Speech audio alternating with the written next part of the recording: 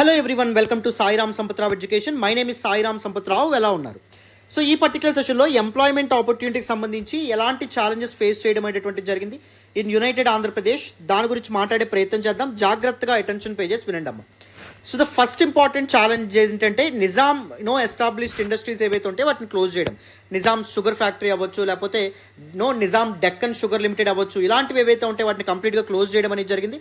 కొత్త ఇండస్ట్రీస్ రంగారెడ్డి, హైదరాబాద్, మెదక్ ఈ ప్రాంతాల్లో ఎస్టాబ్లిష్ అయినప్పటికీ తెలంగాణ పీపుల్ యొక్క ఎంప్లాయ్మెంట్ నీడ్స్ని అడ్రస్ చేసినాయా అంటే చేయనటువంటి పరిస్థితి.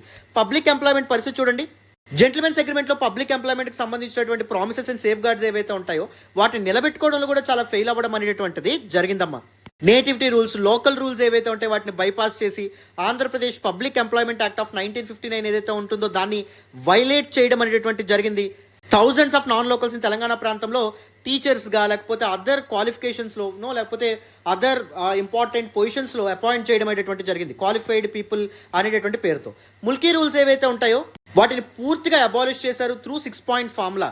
రైట్, 6 పాయింట్ ఫార్ములాను ఉపయోగించి ఆల్ ద ముల్కీ రూల్స్ ఏవైతే ఉంటాయో వాటిని అబాలిష్ చేయడం అనేటువంటి జరిగింది. ఆంధ్ర ఇంట్రెస్ట్ కోసం జై ఆంధ్ర మూవ్మెంట్ అనేటువంటిది ఒకటి స్టార్ట్ చేశారు. దాని తర్వాత వచ్చినటువంటి 6 పాయింట్ ఫామ్లో భాగంగా ముల్కీ రూల్స్ కంప్లీట్గా అబాలిష్ అయినాయి. హైదరాబాద్ని ఫ్రీ జోన్ కింద ప్రకటించడం అనేటువంటి జరిగింది. అది కూడా ఒక సీరియస్ ఇష్యూ. 1975 ప్రెసిడెన్షియల్ ఆర్డర్ ఏం చేయడం అనేది జరిగిందంటే లోకల్ రిజర్వేషన్స్ ఏవైతే ఉన్నాయో దేవర్ అండర్మైన్డ్ ఇన్ హైదరాబాద్ అనే విధంగా చెప్పడం అనేటువంటి జరిగింది. హైదరాబాద్ని 6th జోన్ కింద డిజైన్ చేసి దాన్ని ఫ్రీ జోన్ కింద ట్రీట్ చేయాలని చెప్పి దిస్ 1975 ప్రెసిడెన్షియల్ ఆర్డర్ ఏదైతే ఉందో దానిలో మెన్షన్ చేయడం అనేటువంటి జరిగింది. ఈ పర్టికులర్ ప్రెసిడెన్షియల్ ఆర్డర్లో సీమాంధ్ర పీపుల్ ఎవరైతే ఉన్నారో, లీడర్స్, పొలిటికల్ ఎలిట్ చాలా లాబింగ్తో ముందుకు రావడం అనేటువంటిది జరిగింది. క్రూషియల్ ఆఫీసెస్లో సీమాంధ్ర ఎంప్లాయీస్ ఎవరైతే ఉంటారో వాళ్ళని అపాయింట్ చేయడం అనేటువంటి జరిగింది.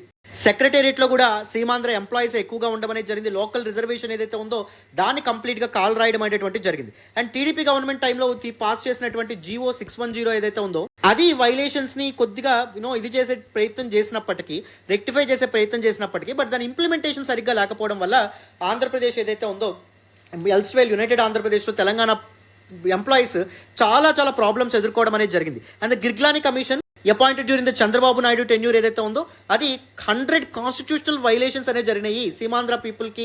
సీమాంధ్ర ఎంప్లాయీస్ ఎవరైతే ఉంటారో వాళ్ళకి ఉద్యోగాలు కల్పించడంలో సో ఎంత ఘోరం జరిగిందని చెప్పి మనకి గిర్గ్లానీ కమిటీ చెప్పిందో మీకు అర్థమవుతుందని అనుకుంటున్నాను. అండ్ తెలంగాణ ఎంప్లాయీస్ చాలా పిటిషన్స్ పెట్టుకున్నప్పటికీ, చాలా అర్జీలు పెట్టుకున్నప్పటికీ నాన్ లోకల్ అపాయింట్మెంట్స్ గురించి వాటన్నింటిని పట్టించుకున్నారా అంటే పట్టించుకున్నటువంటి పరిస్థితి.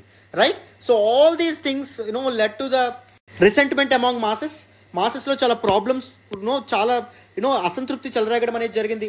అండ్ ద గ్రేటర్ మూవ్మెంట్ ఫర్ సెపరేట్ స్టేట్హుడ్ ఏదైతే ఉందో దానికి కారణమైన జరిగింది. సెపరేట్ స్టేట్హుడ్ మూవ్మెంట్లో ఎంప్లాయీస్ భాగస్వాములు అవడానికి కీలకమైన పాత్ర పోషించడం అనేటువంటిది జరిగింది. One of the very important dimensions, important keywords and important examples మీకు అర్థమవుతున్నాయి అనుకుంటున్నాను. ఏవేవి రాయాలో తప్పకుండా, ఏ కమిటీస్ రాయాలో కూడా కాన్షియస్గా నేను చెప్తున్నాను. వెరీ ఇంపార్టెంట్ ఎగ్జామ్ పర్స్పెక్టివ్ అర్థం చేసుకుంటున్నారని అనుకుంటున్నాను. రైట్, ఇప్పుడు నెక్స్ట్ చూడండి. So next discrimination faced by employees before the Telangana agitation of 1969 దీని గురించి మీకు చెప్పమంటున్నారు. మనం టోటల్ మనకి 1956 నుంచి 2014 వరకు మనం మాట్లాడాం. 1969 వరకు తెలంగాణ ఎంప్లాయీస్ ఫేస్ చేసినటువంటి ప్రాబ్లమ్స్ ఏవైతే ఉంటే వాటి గురించి మనం మాట్లాడాలి. First, violation of public employment requirement as to residence act of 1957. ఇది ఒక సీరియస్ ప్రాబ్లం. ఫర్ ఎగ్జాంపుల్, ఈ యాక్ట్ ఏదైతే ఉందో తెలంగాణలో జాబ్స్ కోసం తెలంగాణలో 15 years తప్పకుండా నివాసం ఉండాలి అనేటటువంటి రూల్ తీసుకురావడం అనేది జరిగింది. దాన్ని పర్ఫెక్ట్గా వైలేట్ చేశారు. పర్ఫెక్ట్ ప్లాన్తో లూప్ హోల్స్ ఉపయోగించి వైలేట్ చేయడం అనేది జరిగింది. అండ్ దాంతోపాటుగా at least 1 out of 3 jobs local పీపుల్కి తప్పకుండా రిజర్వ్ చేయాలి అనే దీంతో ముందుకు వచ్చారు కదా, బట్ ఆ ప్రొవిజన్ కూడా కంప్లీట్గా వైలేట్ చేయడం అనేటువంటి జరిగింది. అండ్ టీచింగ్ పోస్టుల్లో కూడా నాన్ లోకల్స్ ఎవరైతే ఉంటారో వాళ్ళని అపాయింట్ చేశారు. తెలుగు వచ్చు అనేటటువంటి దీన్ని బేస్ చేసుకొని నాన్ లోకల్స్ని టీచర్స్ కింద అపాయింట్ చేయడం అనేది జరిగింది. ఎలిజిబుల్ క్రైటీరియా ఏదైతే ఉందో దాన్ని డిస్రికార్డ్ చేయడం అనేటువంటి జరిగింది. తెలంగాణ యూత్లో చాలా అసంతృప్తి చెలరేగడం అనేది జరిగింది. Approximately 2500 non locals were appointed teachers in the Telangana region during this particular period from 1956 to 1969 అని చెప్పి మనం చెప్పొచ్చమ్మా. సో తెలంగాణలో ఉన్నటువంటి ఎడ్యుకేటెడ్ పీపుల్కి చాలా అసంతృప్తి మొదలవ్వడం అనేది జరిగింది. పబ్లిక్ ఎంప్లాయ్మెంట్లో కూడా చాలా డిస్క్రిమినేటరీ ప్రాక్టీసెస్ ఏవైతే ఉంటాయో తీసుకొచ్చారు. గవర్నమెంట్ డిపార్ట్మెంట్స్ యొక్క హెడ్స్ని తెలంగాణ పీపుల్ కాకుండా ఆంధ్ర పీపుల్ మాత్రమే నియమించడం అనేటువంటి జరిగింది. ఆంధ్ర పీపుల్కి ఫేవర్గా చాలా రూల్స్ ఏవైతే ఉంటాయో వాటిని మార్చడం అనేటువంటి జరిగింది. హైకోర్టు, సుప్రీంకోర్టు ఇచ్చినటువంటి వేరియస్ జడ్జిమెంట్స్ ఏవైతే ఉంటాయో వాటికి వ్యతిరేకంగా కూడా గవర్నమెంట్ ఆఫ్ ఏపీ అప్పటి ప్రభుత్వము న్యూమరస్ ఆంధ్ర అఫీషియల్స్ ఎవరైతే ఉంటారో వాళ్ళని సపోర్ట్ చేయడం అనేటువంటిది జరిగింది. అప్పటి యునైటెడ్ ఆంధ్రప్రదేశ్లో మొత్తం 300 కోఆపరేటివ్ సొసైటీస్ ఉంటే అందులో 9 మాత్రమే తెలంగాణ పీపుల్ ఉండడం అనేది జరిగింది హెడ్స్, వెరాజ్ మిగిలినటువంటి వాళ్ళందరూ ఆంధ్ర పీపుల్ మాత్రమే ఉండడం అనేది జరిగింది. చూడండి ఎంత అన్యాయం చేశారు. ఈవెన్ డిస్ట్రిక్ట్ పంచాయత్ ఆఫీసర్స్ ఎవరైతే ఉన్నారో almost all the district Panchayat officers కూడా మనకి ఆంధ్ర పీపుల్ మాత్రం ఉండడం అనేది జరిగింది. తెలంగాణలో లేనటువంటి పరిస్థితి. తెలంగాణ అఫీషియల్స్ యొక్క సీనియారిటీ ఏదైతే ఉందో దాన్ని కూడా డిస్రిగార్డ్ చేయడం అనేది జరిగింది. అండ్ దాంతోపాటు ఆంధ్ర పీపుల్ ఎవరైతే ఉంటారో వాళ్ళని ఎక్కువగా పొజిషన్స్లో ప్రమోట్ చేయడం అనేటువంటి జరిగిందమ్మా. Right.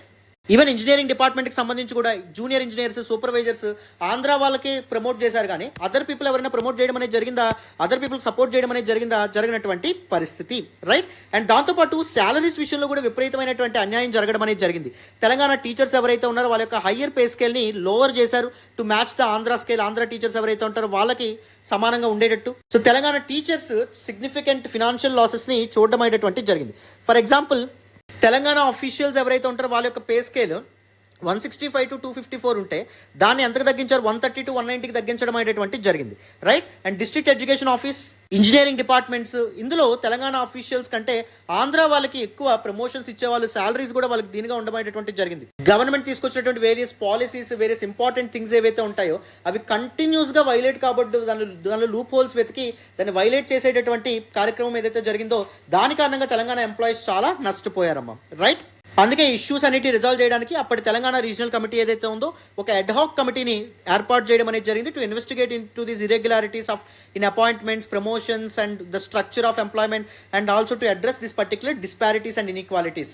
Right. And discrimination as well. So ఇది కూడా కన్క్లూజన్ కింద రాసేటటువంటి ప్రయత్నం చేస్తారు. చూడండి, మనం జనరిక్గా పెట్టట్లేదు, ప్రాపర్ ఎగ్జాంపుల్స్ ప్రతిదానికి మనం సబ్స్టాన్షియేట్ చేస్తున్నాం. ఎగ్జాంపుల్స్ అనేటువంటి మెన్షన్ చేయడం వెరీ ఇంపార్టెంట్ అమ్మా. క్లారిటీ వస్తుందని అనుకుంటున్నాను, అందరికీ అర్థమవుతుందని అనుకుంటున్నాను.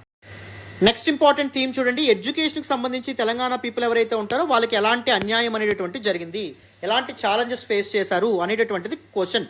ఆంధ్రప్రదేశ్ ఫామ్ అయిన తర్వాతే కాదు, నిజంగా హిస్టారికల్గా కూడా తెలంగాణకి ఎడ్యుకేషన్ విషయంలో చాలా అన్యాయం జరుగుతూనే వస్తుంది. ఫర్ ఎగ్జాంపుల్ నిజాం గవర్నమెంట్ సమయంలో కూడా తెలంగాణకు విపరీతమైన అన్యాయం జరగడం అనేది జరిగింది. ముఖ్యంగా ద మీడియం ఆఫ్ ఉర్దూ ఏదైతే ఉందో దాన్ని అఫీషియల్ లాంగ్వేజ్గా మార్చడం వల్ల, మీడియం ఆఫ్ ఇన్స్ట్రక్షన్ కింద దాన్ని ఇది చేయడం వల్ల ఎడ్యుకేషన్కి యాక్సెస్ అనేటటువంటిది చాలా లిమిట్ అవ్వడం అనేటువంటిది జరిగింది. So even after the formation of Andhra Pradesh state same ఇదే ట్రెడిషన్ ఏదైతే ఉందో అది కంటిన్యూ అవ్వడం అనేది జరిగింది. ఫర్ ఎగ్జాంపుల్ 2001 సెన్సస్ ప్రకారం, జనాభా లెక్కల ప్రకారం లిటరసీ రేట్ ఇన్ ఏపీ ఏదైతే ఉందో అది 61.11% ఉంటే టోటల్గా ఆంధ్ర రీజియన్కి వస్తే 63.58, వెరస్ రాయలసీమ ప్రాంతానికి వస్తే 60.53, వెరస్ తెలంగాణ రీజియన్కి వస్తే 58.77. ఈ 58.77లో కూడా ఆంధ్ర సెటిలర్స్ ఎక్కువ మంది ఉండడం అనేటువంటి జరిగింది. రైట్. ఉమెన్కి సంబంధించిన లిటరసీ రేట్ ఆంధ్రాలో 55.69 ఉంటే రాయలసీమలో 48% ఉంటే తెలంగాణలో ఓన్లీ 47% మాత్రమే ఉండమనేటువంటి జరిగింది.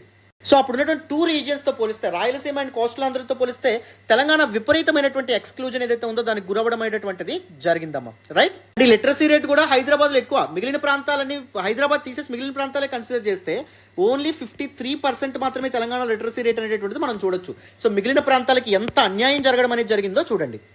ఈవెన్ తెలంగాణకు సంబంధించి ఎడ్యుకేషనల్ బడ్జెట్ ఎలికేషన్ విషయంలో కూడా చాలా ప్రాబ్లమ్స్, చాలా డిస్పారిటీస్ చూపించారు. ఓన్లీ 32% ఆఫ్ ఎడ్యుకేషనల్ బడ్జెట్ మాత్రమే తెలంగాణ కేటాయించడం అనేటువంటి జరిగింది. Many social groups like SC, ST, BC and other minorities ఎవరైతే ఉంటారో వాళ్ళకి ఎడ్యుకేషనల్ ఆపర్చునిటీస్ని కంప్లీట్గా డినై చేయడం అనేటువంటి జరిగింది.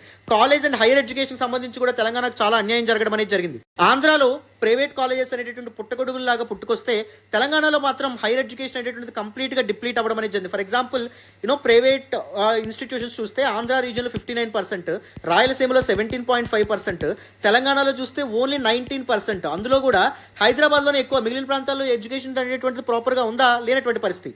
అండ్ దాంతోపాటుగా ఆంధ్ర పీపుల్ యొక్క ఇంట్రెస్ట్ కోసం సెవెరల్ స్టేట్ లెవెల్ ఇన్స్టిట్యూషన్స్ ఏవైతే ఉన్నాయో వాటిని హైదరాబాద్కి చాలా షిఫ్ట్ చేయడం అనేటువంటి జరిగింది. ఫర్ ఎగ్జాంపుల్ జేఎన్టీయూని వరంగల్ నుంచి హైదరాబాద్కి షిఫ్ట్ చేశారు. బిఆర్ అంబేద్కర్ యూనివర్సిటీని నల్గొండ నుంచి హైదరాబాద్కి షిఫ్ట్ చేయడం అనేది జరిగింది. ఎందుకు? To further safeguard, to further prosper the interest of the Andhra political elite అమ్మ.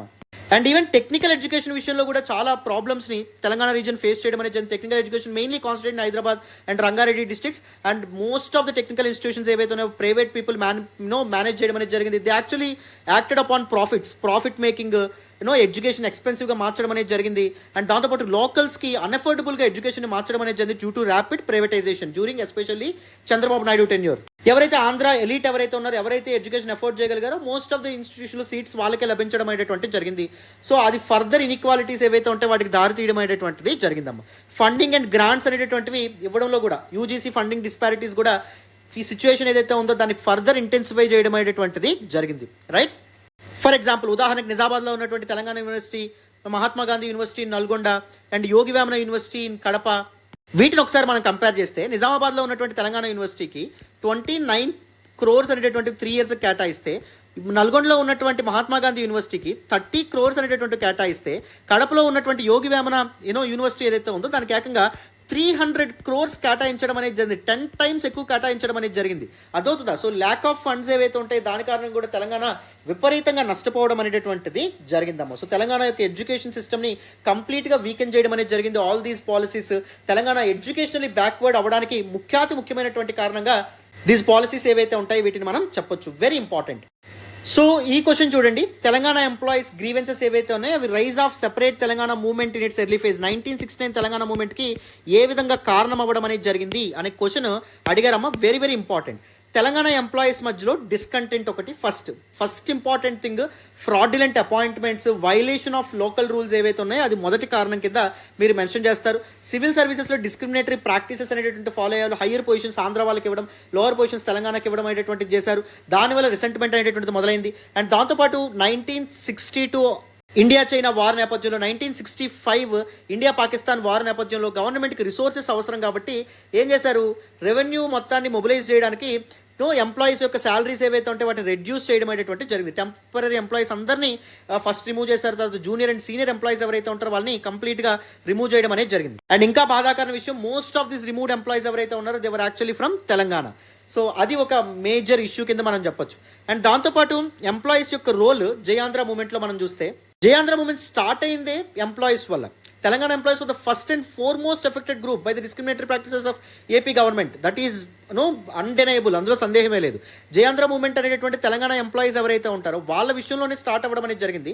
అండ్ ఎప్పుడైతే తర్వాత స్టూడెంట్స్ అండ్ ఇంటలెక్ట్స్ జాయిన్ అవ్వడం అనేది జరిగిందో ఫర్దర్ ఇంటెన్సిఫై అవ్వడం అనేటువంటిది జరిగిందమ్మా.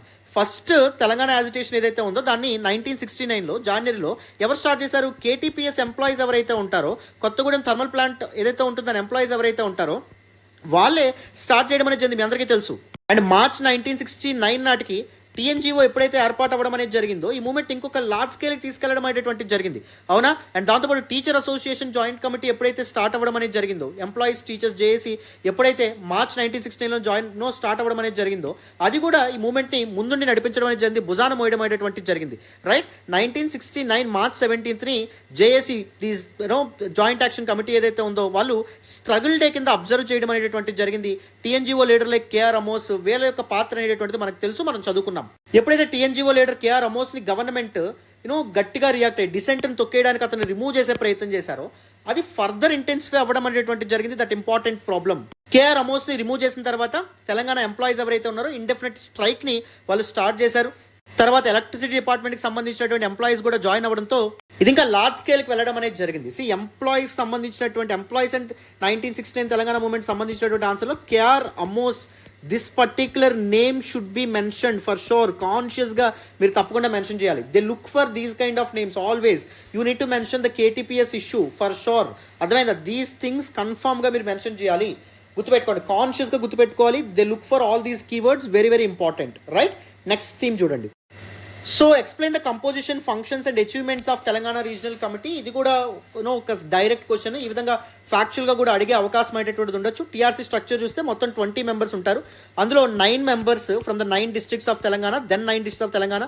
6 members were MLAs or MPs from the Telangana assembly and దాంతోపాటు రిమైనింగ్ 5 పీపుల్ ఎవరైతే ఉన్నారో వాళ్ళు ఎమ్మెల్యేస్ కాకుండా Telangana representatives from the assembly Telangana MLAs ఎవరైతే ఉన్నారో వాళ్ళ యొక్క రిప్రజెంటేటివ్స్ మిగిలిన 5 పీపుల్ కింద మనం చెప్పొచ్చు. And chairman and vice chairman ని ఈ 20 మెంబర్స్ లోనే చూస్ చేసుకోవడం అనేటువంటి జరుగుతుంది. And election for the chairman post happens for every year. So these things అనేటువంటి తప్పకుండా మీరు స్ట్రక్చర్లో రాస్తారు. అండ్ ఫంక్షన్స్ విషయానికి వస్తే సో టీఆర్సీ యొక్క లెజిస్లేటివ్ అండ్ అడ్మినిస్ట్రేటివ్ జ్యూరిస్డిక్షన్ గురించి మనం మాట్లాడడం, గవర్నెన్స్ అండ్ పాలసీ మేకింగ్ తెలంగాణకు సంబంధించిన పాలసీస్ ఏవైతే ఉంటాయో తప్పకుండా టీఆర్సీ యొక్క పర్మిషన్తోనే ఇంట్రడ్యూస్ చేయాలి. మనీ బిల్లు తప్పించి మిగిలినటువంటి విషయాలు. అండ్ దాంతోపాటుగా టీఆర్సీ రిజల్యూషన్స్ కూడా పాస్ చేయొచ్చు. తెలంగాణకు సంబంధించిన విషయాలు ఏవైతే ఉంటాయో దాని మీద అసెంబ్లీలో డిబేట్ చేయొచ్చు. రిజల్యూషన్స్ ఏవైతే ఉంటాయో అవి కూడా పాస్ చేయొచ్చు అనే విషయం కూడా very important thing. And action taken reports ఏవైతే ఉంటాయో అవి కూడా టీఆర్సీ ఏదైతే ఉందో అది గవర్నమెంట్కి సబ్మిట్ చేయడం అనేటువంటి జరుగుతుంది. These are some important things. Sale of agriculture lands, industries, agriculture markets వీటి యొక్క రెగ్యులేషన్, కోఆపరేటివ్ సొసైటీస్ యొక్క రెగ్యులేషన్, ఇంటర్మీడియట్ ఎడ్యుకేషన్ యొక్క regulation, primary agricultural bodies or local bodies యొక్క రెగ్యులేషన్ అంతా ఎవరు చూసుకునే వాళ్ళు టీఆర్సీ అనేటువంటి చేసేది అనమాట. టీఆర్సీ యొక్క జ్యూరిస్డిక్షన్, దాని యొక్క ఫంక్షన్స్ అనేటువంటివి డీలినేట్ చేయడం very important. Performance and achievements విషయానికి వస్తే దాన్ని టూత్లెస్ బాడీ కింద మార్చినప్పటికీ సిగ్నిఫికెంట్ కంట్రిబ్యూషన్స్ అనేటువంటివి చేయడం అనేది జరిగింది. ఫర్ ఎగ్జాంపుల్ తెలంగాణ యొక్క సర్ప్లస్ ఫండ్స్ వీలైనంత వరకు తెలంగాణ డెవలప్మెంట్ మీద ఖర్చు పెట్టే విధంగా కృషి చేయడం అనేటువంటిది జరిగింది. అందుకే 1963 తర్వాత ఈ పర్టికులర్ విషయం ఏదైతే ఉందో ప్లానింగ్ బోర్డు ఏదైతే ఉందో, ప్లానింగ్ డిపార్ట్మెంట్ ఏదైతే ఉందో దానికి అప్పగించేశారనమాట. ప్రతిసారి తెలంగాణ రీజనల్ కమిటీ ఏదైతే ఉందో అది అడ్డొస్తుందని చెప్పి. అండ్ ఎడ్యుకేషన్ అండ్ హెల్త్కి సంబంధించి కూడా చాలా చాలా చాలా కీలకమైనటువంటి కంట్రిబ్యూషన్స్ చేయడం అనేది జరిగింది. ఉస్మానియా యూనివర్సిటీ ఏదైతే ఉందో దానికి ఫండ్స్ కేటాయించడం అనేది జరిగింది. తెలంగాణ ప్రాంతంలో చాలా పిహెచ్సిస్ ఏవైతే ఉంటాయో నిర్మించడం అనేటువంటి జరిగింది. అగ్రికల్చర్ ల్యాండ్స్ ట్రాన్స్ఫర్ విషయంలో కూడా పదే గవర్నమెంట్ క్వశ్చన్ చేయడం మొదలుపెట్టింది. సెంట్రల్ గవర్నమెంట్ ఇచ్చినటువంటి 8 పాయింట్ ఫార్ములా తర్వాత చాలా ఎక్సలెంట్గా తెలంగాణ యొక్క ఆల్రౌండ్ సోషియో ఎకనామిక్ డెవలప్మెంట్ గురించి టీఆర్సీ వర్క్ చేసినప్పటికీ 6th పాయింట్ ఫార్ములా ఏదైతే ఉందో 1973లో వచ్చింది. దాని తర్వాత తెలంగాణ రీజనల్ కమిటీ ఏదైతే ఉందో దాని ఐడెంటిటీ అండ్ సిగ్నిఫికెన్స్ని కంప్లీట్గా కోల్పోవడం అనేటువంటిది జరిగిందమ్మా.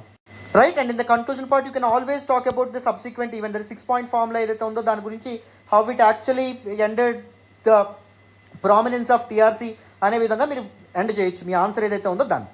Very important topic, very important dimension. అందరికీ అర్థమైంది అనుకుంటున్నాను. Very important again. Right. So this all about this particular class. So 3rd unit మనం కంప్లీట్ చేసాం. 4th and 5th యూనిట్స్ కూడా నేను టకటక డిస్కస్ చేసే ప్రయత్నం చేస్తాను. సో నేను టెలిగ్రామ్ ఛానల్లో ఇంపార్టెంట్ ఇన్సైట్స్ కూడా ప్రొవైడ్ చేస్తున్నాను. టెలిగ్రామ్ ఛానల్ కూడా వీలైతే ఫాలో అయ్యే ప్రయత్నం చేయండి. Thank you so much once again. మళ్ళీ నెక్స్ట్ క్లాస్లో కలుద్దాం. బాయ్ నాన్న.